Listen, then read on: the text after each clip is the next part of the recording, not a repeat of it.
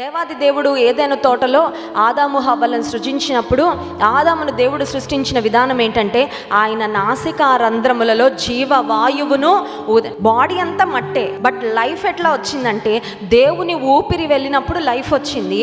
ఇప్పుడు అపవాది ఎవరిలో అన్నా చేరితే అపవాది యొక్క ప్రేరేపణ ఎట్లా ఉంటుందంటే నీ లైఫ్ని నువ్వు ఎండ్ చేసేసుకో, ఎందుకు ఈ బ్రతుకు, ఇదే మాట ఇదే పాట, ఉదయం లేవగానే చచ్చిపోతే బాగుండు, ఇంకెందుకు ఈ బతుకు ఒక బ్రతికేనా, అట్లా మాట్లాడుతున్నావంటే ఖచ్చితంగా నువ్వు అపవాదికి చోటు ఇచ్చేసినట్టే, గ్యారెంటీ. ఇంకా మళ్ళీ అందులో ఇంకొకళ్ళు ఎవరో నీకు పరీక్ష చేసి నీకు నిర్ధారించాల్సిన అవసరము లేదు. మరికొంతమందికి ఇంకొక అలవాటు ఉంటుంది, చావు చావు అంటూ ఉంటారు. ఏంటండి, ఎదుటి వారిని నువ్వు చావు, నీ బ్రతుకు, అది కూడా తప్పండి. అది కూడా అపవాది యొక్క ప్రేరేపణే, దురాత్మల యొక్క ప్రేరేపణతోనే అట్లాంటి మాటలు వస్తూ ఉంటాయి. దేవుడు మనకు బ్రతకమని జీవం ఇచ్చాడు, బ్రతకమని ఆయుష్ ఇచ్చాడు, బ్రతకమని ఆయన సంవత్సరాలు ఇచ్చాడు.